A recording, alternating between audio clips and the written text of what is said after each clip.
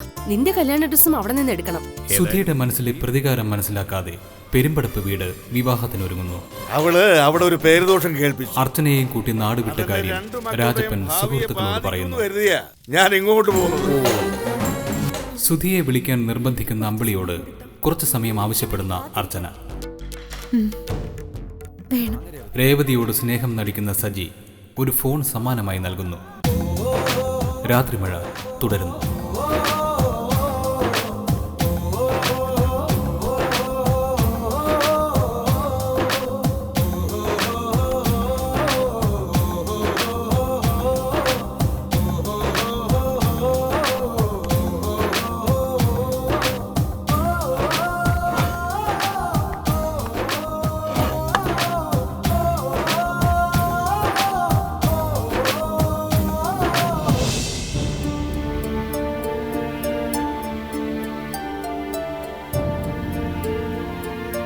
മോളെ, ഓഫീസ് റൂമിലും ബെഡ്റൂമിലൊന്നും കാണാഞ്ഞിട്ടാ അമ്മ ഇങ്ങോട്ട് വന്നത്.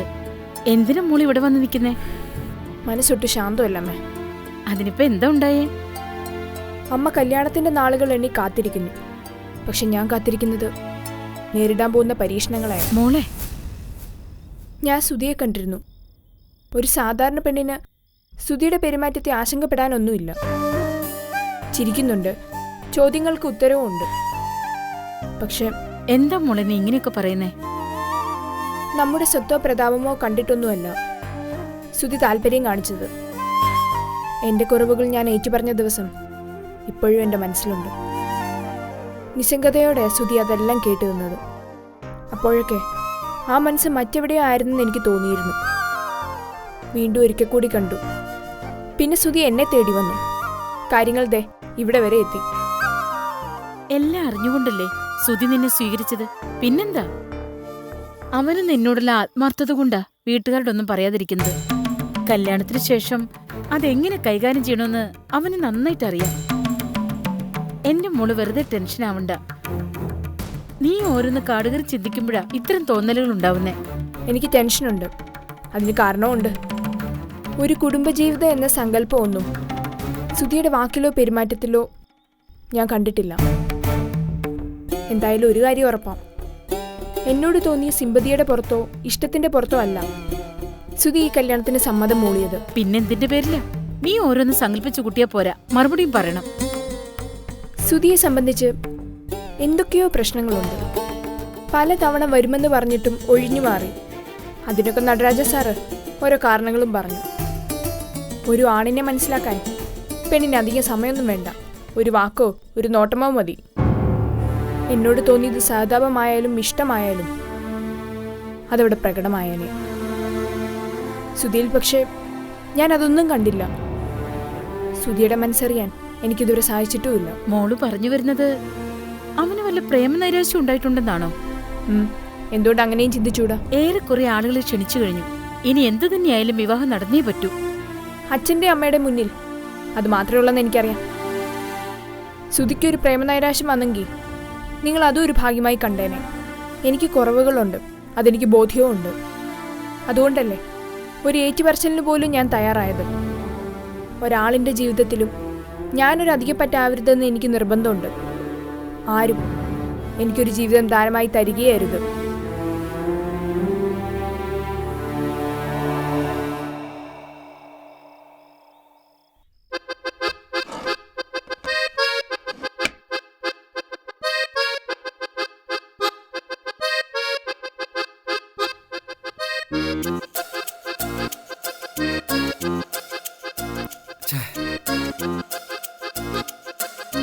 അവൾ ഇതുവരെ ഓൺലൈനിൽ വന്നില്ലല്ലോ. മെയിൽ ഐ ഡി ഉണ്ടെന്ന് ചുമ്മാ പറഞ്ഞതാണോ?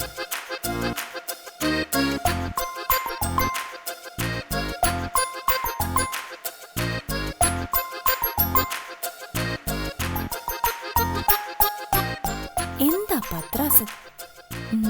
ഒരു ഹായ് കൊടുക്കാം.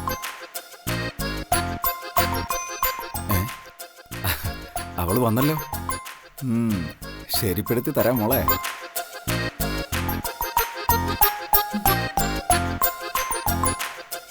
എന്ത് ചെയ്യുക? കാമുകി രോഗിയോട് ചാറ്റ് ചെയ്യുക.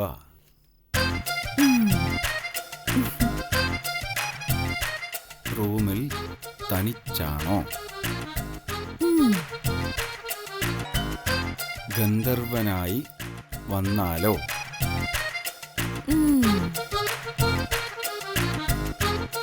അച്ഛൻ ഗന്ധർവന്റെ കഥ കഴിക്കും. അയ്യോ, ചെക്ക, നിന്റെ രോഗം എനിക്ക് മനസ്സിലായി.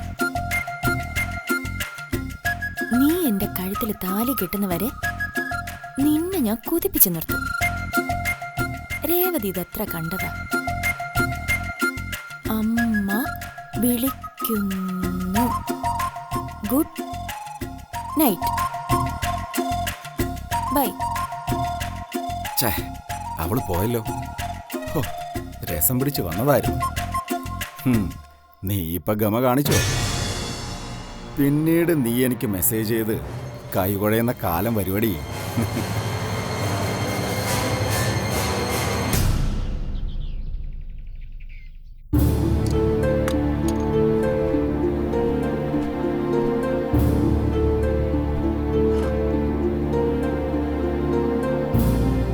അച്ഛൻ ഓട്ടത്തിന് പോവാ ഇറങ്ങിയതാണോ? എന്താടി? നല്ല കാര്യമായി. അച്ഛന്റെ പിറകെ അവളും അങ്ങ് ഇറങ്ങിപ്പോവും. അതിന് നിന്റെ അച്ഛൻ ഇവിടെ ഉണ്ടായിരുന്നപ്പോഴല്ലേ അവൾ ഇറങ്ങിപ്പോയത്? കല്യാണം കഴിയുന്നത് വരെ അച്ഛൻ ഓട്ടത്തിന് പോകണ്ടെന്നാ എനിക്ക് പറയാനുള്ളത്. പോയാ പിന്നെ ഒരാഴ്ച കഴിഞ്ഞാവും അച്ഛൻ ഇങ്ങോട്ട് വരുന്നേ. സൗകര്യം നോക്കി അവൾ ഇറങ്ങിപ്പോവും. ഞങ്ങളെ SP ആളുകളും കൊണ്ടുപോകും. നീ എന്നെ പേടിപ്പിക്കാതെ. ഞാൻ പേടിപ്പിച്ചതൊന്നും അല്ല. അച്ഛൻ കോയമ്പത്തൂരോ സേലത്തോ നിൽക്കുമ്പോ അവൾ ഇറങ്ങിപ്പോയാൽ ഞങ്ങൾ എന്ത് ചെയ്യും? ഇവള് പറയുന്നതിലും കാര്യമുണ്ട്. എനിക്കിപ്പോ അർച്ചനയുടെ കാര്യത്തിൽ വിശ്വാസമൊന്നുമില്ല. ഇറങ്ങിപ്പോയ അവളെ പിടിച്ചു നിർത്താനൊന്നും എന്നെ കൊണ്ട് പറ്റില്ല. ഞാൻ ഓട്ടത്തിനൊന്നും മലടി പോണത്. കല്യാണം കഴിയുന്നതുവരെ വണ്ടി അശോകനെ ഏൽപ്പിച്ചിരിക്കുക. പിന്നെ ഇപ്പൊ ഇത് അച്ഛൻ എങ്ങോട്ടാ? ഞാനിവിടെ അടയിരുന്ന കല്യാണത്തിനുള്ള കാശുണ്ടാവൂലേ? കല്യാണത്തിന് ഇനി എത്ര ദിവസം ഉള്ളത്? ഇപ്പോഴും കല്യാണത്തിനുള്ള പണം എങ്ങനെയുണ്ടാവുമെന്ന് നിങ്ങൾ പറഞ്ഞില്ല. 25 പവന് 6-7 ലക്ഷം രൂപ വേണ്ടേ? പിന്നെ സ്ത്രീധനമായിട്ട് 5 ലക്ഷം വേണം. അവരൊന്നും ചോദിക്കാത്ത നിലയ്ക്ക് നിങ്ങൾ അത്രയും പറയണ്ടായിരുന്നു. ആരുടെയും മുമ്പില് രാജപ്പ തല കുനിക്കത്തില്ലടി. പറഞ്ഞ പൊന്നിൽ നിന്ന് 1 ഗ്രാമെങ്കിലും കൂടുതലേ കാണൂ. രൂപ 5 ലക്ഷം വാങ്ങിയിട്ട് അവൻ അവളുടെ കഴുത്തിൽ താലി കെട്ടിയാൽ മതി. ദേ, ഈ വീടിന്റെയും പറമ്പിന്റെ ആധാരം ഇത് പണയപ്പെടുത്തിയ കാശ് വാങ്ങുന്നത്. അവളുടെ പേരിൽ കിട്ടിയ കാശ് കൊണ്ട് വാങ്ങിയതല്ലേ? ആ കാശ് അവൾക്ക് തന്നെ മടക്കി കൊടുക്കാം. അതാണ് അച്ഛാ ശരി. ഇനി ആരും അവളുടെ ഔദാര്യം കൊണ്ടാ വീടുണ്ടായെന്ന് പറയില്ലല്ലോ. ഈ കടമൊക്കെ എങ്ങനെ വീട്ടും? രാജപ്പന്റെ കൈക്കും കാലിനും ഒരു കുഴപ്പവും വന്നില്ലെങ്കിൽ ഞാനെല്ലാം തിരിച്ചു പിടിക്കുമടി. എടി മോളെ, രാത്രി വീടിന്റെ പുറത്തേക്കുള്ള 2 വാതിലും അകത്ത് നിന്ന് പൂട്ടിയേക്കണം. അത് ഞാൻ ഏറ്റു. പകലൊന്നും അവൾക്ക് കടന്നു കളയാൻ പറ്റില്ല. അതിന് വേണ്ടതൊക്കെ ഞാൻ ചെയ്തിട്ടുണ്ട്. എന്നാ പിന്നെ ഞാൻ ഇറങ്ങിയ. ശ്യാമളെ, നിന്റെ 2 പെമ്മക്കളുടെയും ഭാവി നിന്റെ കയ്യിൽ. ആ ഓർമ്മ എപ്പോഴും വേണം.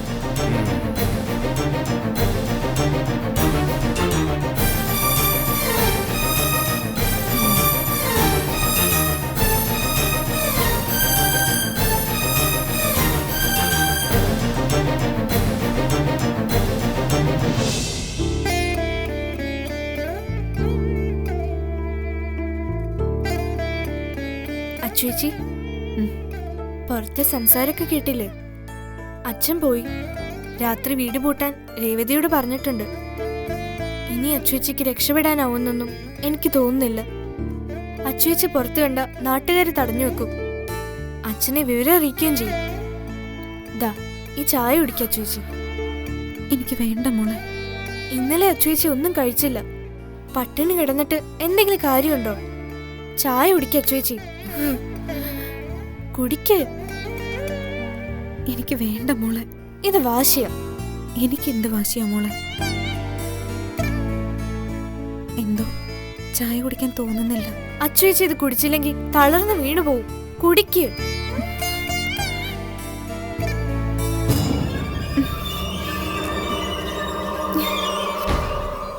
മോളെന്നെ നിർബന്ധിക്കരുത്.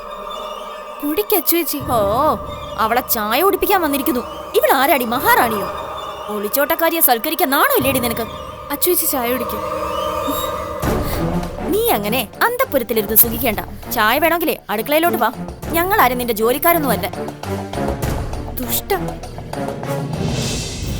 എനിക്ക് ആശ്വാസ തോന്നിയത്. ഒന്നും കഴിക്കാൻ തോന്നുന്നില്ല മോളെ. മോൾ എനിക്കൊരു ഗ്ലാസ് വെള്ളം എന്താ? എന്താ ചേച്ചി, അസുഖം വല്ലതും തോന്നുന്നുണ്ടോ?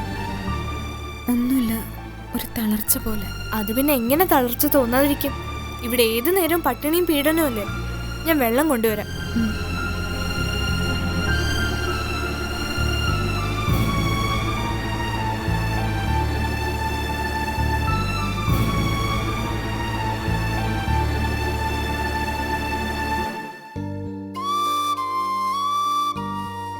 നിന്റെ സംസാരത്തിൽ നിന്ന് ഞാൻ മനസ്സിലാക്കുന്നത് സുധി ഒട്ടും റൊമാൻറ്റിക് അല്ലെന്നാ. കഷ്ടം. നിനക്കിപ്പോഴും ഞാൻ പറയുന്നൊന്നും മനസ്സിലാക്കാൻ കഴിയാത്തത് സങ്കടമുണ്ട് സ്നേഹേ. ഞാൻ പ്രതീക്ഷിക്കുന്നത് റൊമാൻറ്റിക്കായ സുധിയൊന്നുമല്ല, പ്രണയം കൊതിക്കുന്ന മനസ്സുമല്ല എൻ്റേത്. ടെൻഷൻ അല്ലാതെ ഇപ്പം എൻ്റെ മനസ്സിൽ മറ്റൊന്നുമില്ല. ഒന്ന് സമാധാനിപ്പിക്കാനോ മനസ്സുകൊണ്ടെടുക്കാനോ സുധിക്ക് കഴിയാതെ പോയി. ആണുങ്ങളൊക്കെ പലതരക്കാരാ. സ്നേഹം പുറത്തു കാണിക്കാൻ അറിയാത്തവരാ പലരും. അവരൊക്കെ പരുക്കന്മാരാണെന്ന് പറയാൻ പറ്റുമോ? സുധിയുടെ സ്വഭാവം അങ്ങനെയായിരിക്കും. എനിക്കിത് വിശ്വസിക്കാൻ പ്രയാസമുണ്ട്. ഒന്ന് കാണണമെന്ന് നീ ആവശ്യപ്പെട്ടപ്പോ സുധി വന്നു, നിന്നെ കണ്ടു, സംസാരിച്ചു.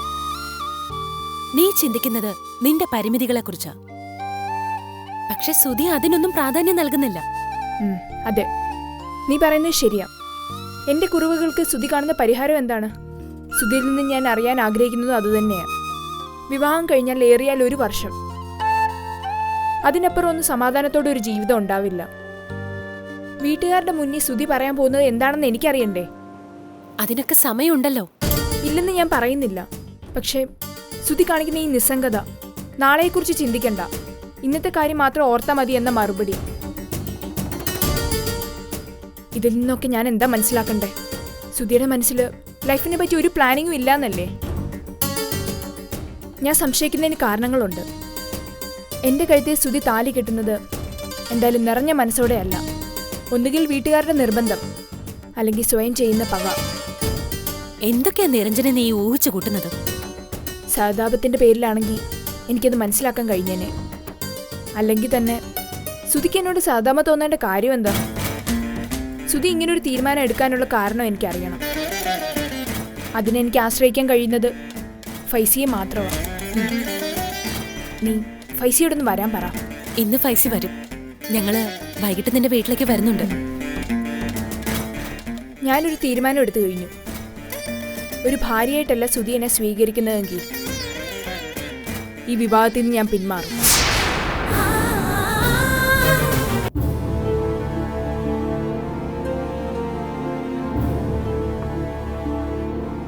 Sir order. 2 കോഫി. ചില ചുറ്റിക്കളികളൊക്കെ ഞാൻ കൃത്യമായി അറിയുന്നുണ്ട്. എന്ത് ചുറ്റിക്കളിയാ നീ അറിഞ്ഞത്? പറയടാ. കല്യാണം ഉറപ്പിച്ച 2 പേരുടെ ചുറ്റിക്കളി തന്നെ. നിന്നെയും നിരഞ്ജനെയും ബീച്ച് വെച്ച് കണ്ടവരുണ്ട്. അപ്പൊ തന്നെ വിവരം എന്റെ കാതി എത്തി. അവളൊന്ന് കാണണമെന്ന് നിർബന്ധിച്ചപ്പോൾ ഞാൻ പോയതാ. അത് തെറ്റാണെന്നല്ല ഞാൻ പറഞ്ഞത്. വിവാഹത്തിന് മുമ്പ് ഇഷ്ടാനിഷ്ടങ്ങൾ കുറച്ചൊക്കെ അറിഞ്ഞിരിക്കുന്നത് നല്ലതാളിയാ. നീ ആവേശം കയറി പഴയ കഥകൾ വല്ലതും അവളോട് പറഞ്ഞോ? ഇല്ല. ഹോ, സമാധാനമായി. വിവാഹത്തിന് മുമ്പുള്ള കാര്യങ്ങൾ ചിക്കി ചികയാൻ പോകരുതെന്ന് പറയുമെങ്കിലും ഒരു അഫയർ ഉണ്ടെന്ന് കേട്ടാ ആണിനായാലും പെണ്ണിനായാലും അതൊരു കല്ലുകടിയാണ്. താനൊരു തുറന്ന പുസ്തകമാണെന്ന് കാണിക്കാൻ പല ഭർത്താക്കന്മാരും അതൊക്കെ ഭാര്യയോട് വിളമ്പും. അവളൊന്നും പറയത്തുമില്ല. മറക്കേണ്ടതങ്ങ് മറന്നേക്കണം. ഞാനിപ്പോ അങ്ങനെ ഒരു മാനസികാവസ്ഥയില്ല ശബരി. അതെനിക്കറിയില്ലേ. അല്ലെങ്കിൽ നിരഞ്ജന വിളിച്ച അളിയൻ പോവില്ലല്ലോ. എന്തൊക്കെയാ അവള് സംസാരിച്ചത്? എന്നോട് പറയാൻ വിരോധമില്ലെങ്കിൽ പറയടാ. എന്ത് സംസാരിക്കാനാടാ? അങ്ങനെ പറയാൻ മാത്രം ഒന്നും ഉണ്ടായിട്ടില്ല. വ്യക്തിത്വമുള്ളൊരു പെണ്ണാവള്. അതിലെന്താ സംശയം? ആദ്യത്തെ കൂടിക്കാഴ്ച തന്നെ അളിയൻ ഫ്ലാറ്റായില്ലേ? പെരുമ്പടപ്പ് വീട്ടിൽ കാലുകുത്തേണ്ടത് കുലമഹിമയുള്ളൊരു പെണ്ണായിരിക്കണം.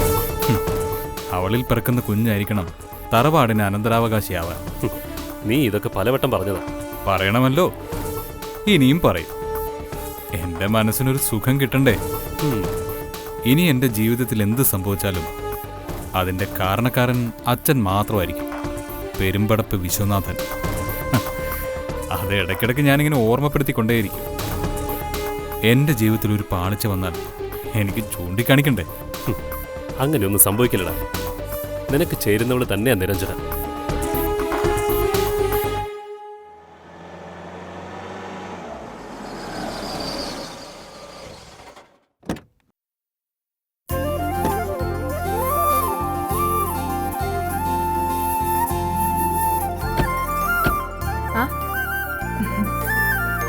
ഹായ്. ഹായ്.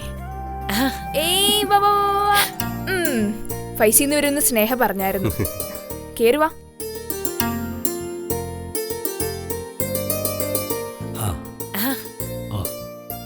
ഫൈസൽ മുഹമ്മദ് ഇവിടെ ഉണ്ടായിരുന്നോ? രാവിലെ വന്നോ സാർ? വിവരങ്ങളൊക്കെ സ്നേഹപ്രഭ പറഞ്ഞില്ലേ? പറഞ്ഞു സാർ. താനിരിക്കടോ.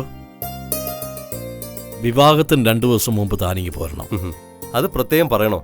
ഇനി വരുന്നത് കല്യാണത്തിനാ. എല്ലാം കഴിഞ്ഞേ തിരിച്ചു പോകും. പയ്യൻ SP വിശ്വനാഥന്റെ മകനാ. വിശ്വനാഥൻ തന്റെ സുപ്പീരിയർ അല്ലേ? സാർ, സുധിയെ എനിക്കറിയാം. നല്ല പയ്യനാ. നടരാജൻ വക്കീൽ കൊണ്ടുവന്ന പ്രപ്പോസലാ. ഇടയ്ക്ക് ചില ചാഞ്ചാട്ടമൊക്കെ ഉണ്ടായി. പിന്നീടാവുന്ന ഉറച്ച്.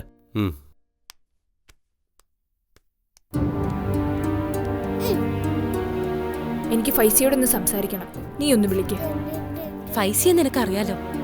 ശരിയെന്ന് തോന്നുന്നത് മാത്രം ചിന്തിക്കുകയും പ്രവർത്തിക്കുകയും ചെയ്യുന്ന ആളാ. ഫൈസിയുടെ അഭിപ്രായമല്ല നീ ഇപ്പൊ നോക്കേണ്ടത്. ധൈര്യല്ലോ. വിവരങ്ങളൊക്കെ സ്നേഹ പറഞ്ഞു. സുധിയുടെ പെരുമാറ്റത്തിൽ നിരഞ്ജന സംശയിക്കുന്ന പോലെ എന്തെങ്കിലും ഉണ്ടെങ്കിൽ അതിന്റെ റീസൺ കണ്ടെത്തണം. അത് തന്നെയാ ഫൈസി എനിക്കും പറയാനുള്ളത്. അതിന് മാത്രം സംശയിക്കാനൊന്നുമില്ല. ഇത് വെറുതെ പറഞ്ഞു പെരുപ്പിക്കുന്നതാ. നീ ഒന്നും മിണ്ടാ നിക്ക്. നിരഞ്ജനയ്ക്ക് പറയാനുള്ളത് ഞാൻ ഒന്ന് കേൾക്കട്ടെ. ഫൈസി ഇങ്ങനെയല്ല ഇപ്പൊ സംസാരിക്കേണ്ടത്. ഉണ്ണിത്താൻ സാർ ഏതാണ്ട് എല്ലാവരെയും ക്ഷണിച്ചു കഴിഞ്ഞു. സുധിയുടെ വീട്ടുകാരും എല്ലാ ഒരുക്കങ്ങളും നടത്തിയിട്ടുണ്ടാവും. അതിന്റെ ഇടയിൽ വെറുതെ അല്ലല്ലോ. സംശയിക്കാൻ കാരണങ്ങളില്ലേ? ഒരു ബന്ധത്തിലും ചെന്ന് പെടാതെ ജീവിതകാലം മുഴുവനും ഒരാൾക്ക് ജീവിക്കാം. ആ പ്രൈവസിയിലേക്ക് മറ്റൊരാളും കടന്നു വരില്ല. പക്ഷേ അറിഞ്ഞു വെച്ചുകൊണ്ട് ഒരു കുരുക്കിൽ ചെന്ന് ചാടരുത്. ഉള്ള സമാധാനം കൂടി ഇല്ലാതെയാവും. ഒന്നും മറച്ചു വയ്ക്കാതെ നിരഞ്ജന എല്ലാം തുറന്നു പറഞ്ഞതല്ലേ. അപ്പോ സുധിയുടെ ഭാഗത്ത് അങ്ങനെ എന്തെങ്കിലും ഉണ്ടെങ്കിൽ അയാൾക്കും തുറന്നു പറയാമായിരുന്നു. അവിടെയാണ് പരസ്പര വിശ്വാസം കാണിക്കേണ്ടത്. പക്ഷേ സുധിയുടെ ഭാഗത്ത് നിന്ന് ഒന്നും ഉണ്ടായില്ല. തുറന്നു പറയാൻ കഴിയാത്ത എന്തെങ്കിലും പ്രശ്നങ്ങൾ സുധിക്കുണ്ടെങ്കിൽ ഇതൊരു ചീറ്റിങ്ങാണ്. പിന്നീട് അതറിയുമ്പോൾ നിരഞ്ജനയ്ക്ക് താങ്ങാനാവില്ല. ഇതൊക്കെ നിങ്ങൾ 2 കൂട്ടരുടെ ഊഹങ്ങളല്ലേ? വെറുതെയുള്ള ഊഹങ്ങളല്ലെന്ന് നീ മനസ്സിലാക്കണം. പ്രതാപിയായ അച്ഛനിൽ നിന്നും വലിയൊരു രഹസ്യം മറച്ചു വെച്ചുകൊണ്ട് ഒരു മുൻപരിചയം ഇല്ലാത്തൊരു പെണ്ണിന് ജീവിതം കൊടുക്കാൻ തയ്യാറായവന്റെ മനസ്സിലെന്താണ്? സുധിക്കാരാ നിരഞ്ജന? ആരുമല്ല. സ്നേഹമോ സഹതാപമോ കൊണ്ടൊന്നും ആരും ഒരു കല്യാണത്തിന് തയ്യാറാവില്ല. സുധിയുടെ മനസ്സിൽ മറ്റെന്തോ ഉണ്ട്. എനിക്കത് അറിഞ്ഞേ തീരൂ. ഫൈസിയെ കാണണമെന്ന് ഞാൻ ആഗ്രഹിച്ചത് അതുകൊണ്ട് തന്നെയാ. ഫൈസി സുധിയെ പറ്റി ഒന്ന് അന്വേഷിക്കണം. ഞാൻ അന്വേഷിക്കാം. അന്വേഷിക്കാൻ മാത്രമല്ല, നമ്മൾ സംശയിക്കുന്ന പോലെ എന്തെങ്കിലും ഉണ്ടെങ്കിൽ ഞാനത് കണ്ടുപിടിക്കുകയും ചെയ്യും. നീ മോളെയും കുട്ടി വാ, നമുക്കിറങ്ങാം. ശരി നിരഞ്ജനെ. നമുക്ക് പോവാം.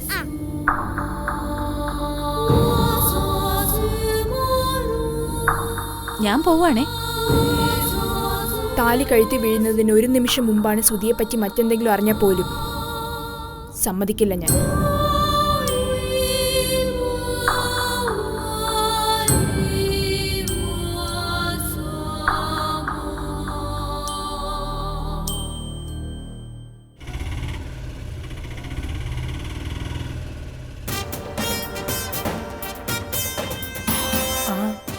അങ്ങോട്ട് തിരിച്ചിടാ. ചേച്ചി ഒന്ന് വേഗം വരണേ, വാറ്റ് വരുന്ന ദിവസം. ഒന്ന് പതുക്കെ, ഞാൻ വന്നേക്കാണ്. അല്ല, ആരാ ഇത്? കാർത്തിയാനിയോ? രായപ്പേട്ടനില്ലേ ശ്യാമളേച്ചി? പുറത്തേക്ക് പോയിരിക്കാം. കാർത്തിയാനി കേറുവാ. കേറുവാ. മക്കളൊക്കെ എവിടെ പോയി ചേച്ചി? ഒരുത്തി അടുത്ത വീട്ടിൽ തയ്ക്കാൻ പോയി. ഇളയവള് കമ്പ്യൂട്ടർ പഠിക്കാൻ. അച്ഛനെയോ? അവളകത്തുണ്ട്. പിന്നെ കാർത്തിയാനി, അന്ന് അങ്ങനെ ഒരു ബുദ്ധിമോശം അവള് കാണിച്ചു. ജോലി കിട്ടുമെന്നുള്ള പ്രതീക്ഷയല്ല. അതുകൊണ്ട് ആരോടും പറയാതെ അവൾ ഇറങ്ങിപ്പോയത്. അതെന്തായാലും വലിയൊരു അബദ്ധമായിപ്പോയി. കുളത്തൂപ്പുഴയില് അവള് ചെന്ന് പെട്ടത് ആരുടെ കയ്യിലാന്ന് ശ്യാമളേച്ചിക്ക് അറിയോ? ആ തെന്മല റോസിയുടെ കയ്യിലാ. തെന്മല റോസിയോ? അതാരാ? അങ്ങനെ ഒരുത്തി ഇവിടെ ഉണ്ട്. അവൾക്ക് എന്ത് ബിസിനസ് എന്നറിയോ? ഞാൻ എത്തിച്ചേരാൻ അല്പം വൈകിയെങ്കിലേ അവൾ അച്ഛനെയും കൊണ്ട് പോയേനി. പിന്നെ മഷിയിട്ട് നോക്കിയാൽ പോലും അവളെ കാണത്തില്ല.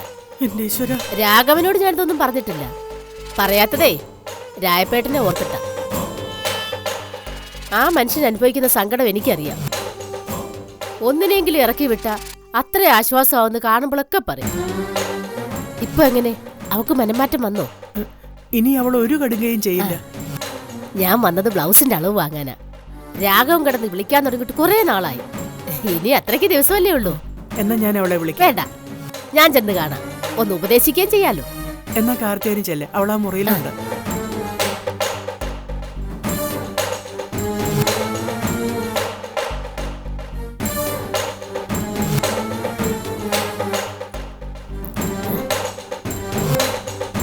എടി മോളെ അച്ഛനെ.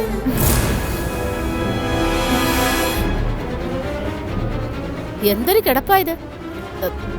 മുറിയിലോട്ടാരെങ്കിലും വന്നാ പോലും നീ അറിയില്ലല്ലോടി. നിന്നെ ഇവിടെ ആരെങ്കിലും ദേഹോപദ്രവം ചെയ്തോ?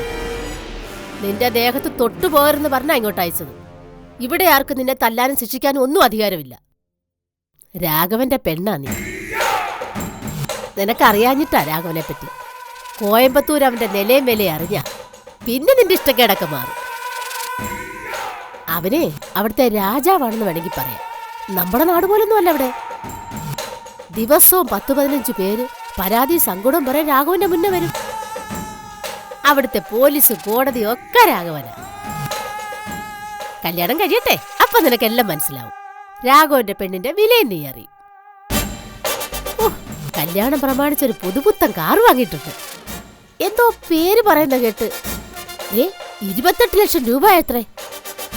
കേട്ടിട്ട് എന്റെ കണ്ണ് തള്ളിപ്പോയി. മോളെ അതിലാ കൊണ്ടുപോകുന്നത്. പിന്നെ റോസുമലയിലോട്ടൊന്നും ആ വണ്ടി കയറത്തില്ല. ആര്യങ്കാവിലിട്ടിട്ട് ജീപ്പിൽ വരണം. അല്ല, മോളെന്താ ഒന്നും മിണ്ടാത്തെ? നിങ്ങളുടെ അനിയനല്ലേ അയാള്? അയാളോ? കെട്ടാൻ പോകുന്ന ആളിനെ അങ്ങനെ പറയാമോ?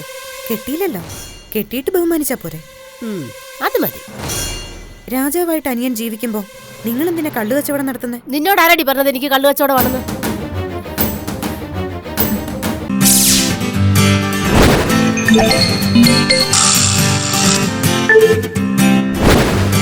Yeah.